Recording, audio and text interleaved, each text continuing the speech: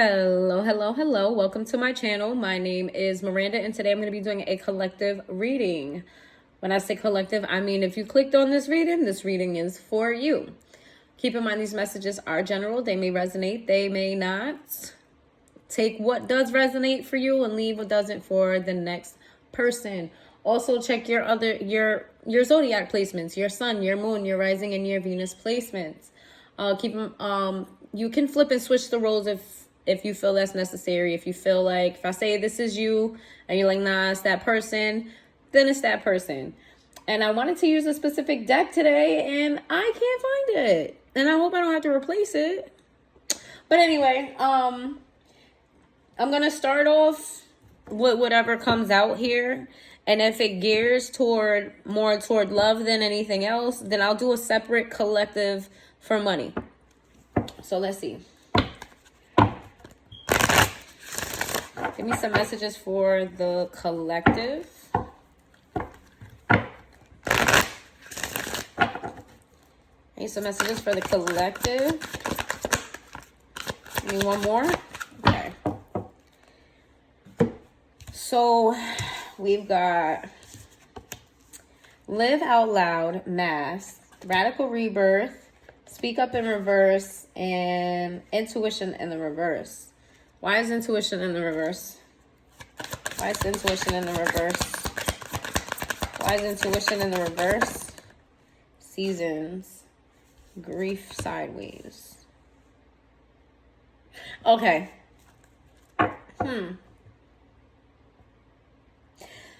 Collective, I feel like you're fighting a change in your life. I feel like you're fighting growth. I feel like the divine has a plan for you to have better, to do better, for things to be better for you. But I feel like there's something in you fighting the old you with the new you. It's kind of like you're scared to take a leap of faith. It's kind of like you're scared to like step into unknown territory. There's fear here holding you back. But on the outside, you're giving off this very confident kind of impression. Like, you know, everything is okay. Everything is great. You're living your best life. But you do have fear here. And it's like you don't want to... You're keeping this fear deeply hidden. It's kind of like you feel like nobody would understand your fear. Or you don't want to expose your fear because you don't want people to know that, you know, you're not as strong as you're putting off. I feel like this fear of yours is making you uncomfortable, which change is uncomfortable. And that's why it's necessary. You have to get out of your comfort zone to exceed. I'm not really sure exactly what this is. This grief sideways is like giving me the impression that like you're afraid to become fully new. You're afraid of losing aspects of yourself that you enjoy, that you like. You don't know what it means if you fully step into what the divine has planned for you. But we have radical rebirth here. You're meant for this. You're meant to do this. You're meant to change. You're meant to grow. And what I'm also getting here is that some of you are afraid to like live in your true self because then your light will shine very, very bright. And I feel like you know that your light shining bright will offend others. You know that your light shining bright will make others jealous, will make others treat you some type of way, will have people, you know, scrunching up their nose at you. And it's kind of like you don't want to create conflict by shining.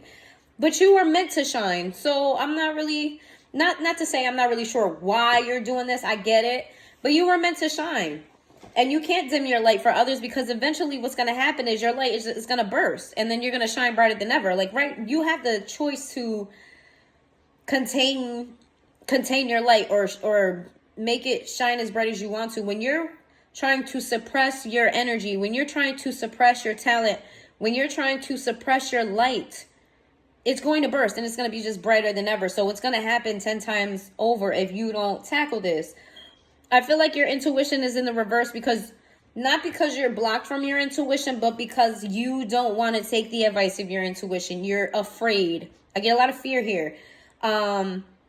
It's like you started moving forward. You started progressing in something. Things started happening for you. And then you started getting away from the starting line. You started getting so far away from the starting line, you don't see it. And I feel like you're using, excuse the analogy, this is how I'm seeing it. I'm seeing it as like a race. But it's just you. You're not in a race with anybody else. This is just you. You beating your own time.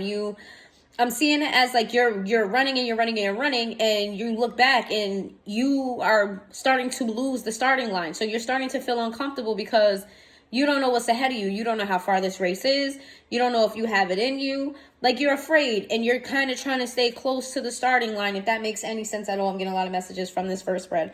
I feel like you're somebody of importance to multiple people, not just your friend group, your family group. There's something about you that's extremely important. There's something about you that's either inspiring or comforting. There's something about you that other people are very, very drawn to. This going to be different for everybody.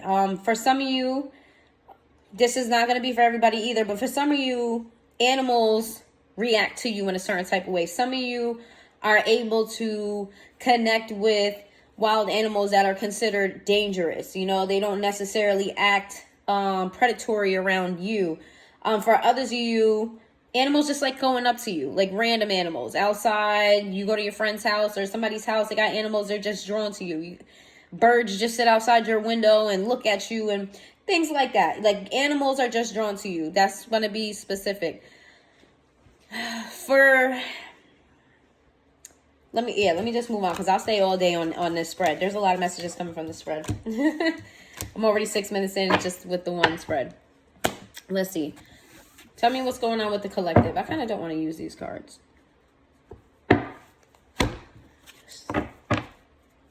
What is going on with the collective?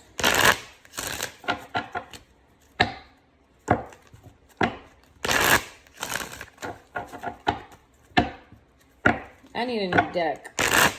I need a couple new decks, actually. Let me see. And I don't even use all my decks, but I still need another.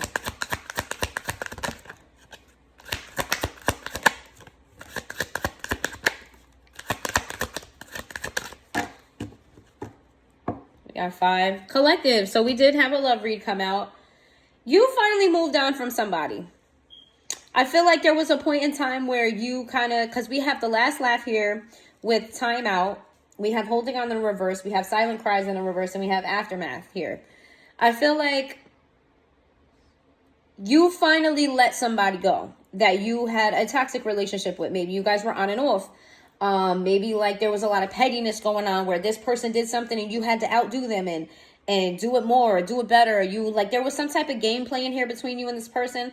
I feel like you let that go. I feel like for you, it's just more important for you to have your peace than it is for you to play games, play mind games, play tit for tat games with this person. I feel like you finally let them go. I feel like you've gone through a state of healing. And if you're not fully healed yet, you're almost there. So, you know, if you think there's still a slither of you holding on to this person, you are almost over it. For the rest of you, you're over it. You're not holding on to this. You let this go. You've learned what you've learned from this, and you know that this is not where you want to be. This is not what makes you happy. For some of you, this is not a love read. For some of you, this is, again, the old you. So take that where it resonates. I do want to read it as old you.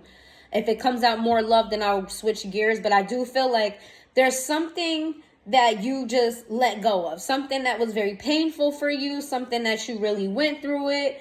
Something that I feel like this was a long time too. This wasn't just something that happened like in 6 months. This was a very, very long type of thing that kind of held you back, that kept you in a low vibration. You cried about this at night.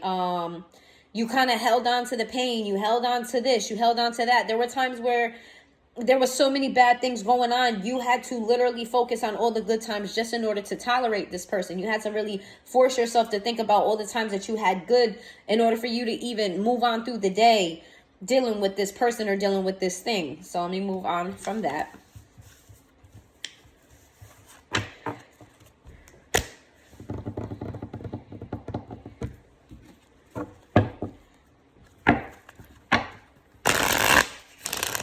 It's 11/11 today, guys. It's October. Listen to me. October is 10.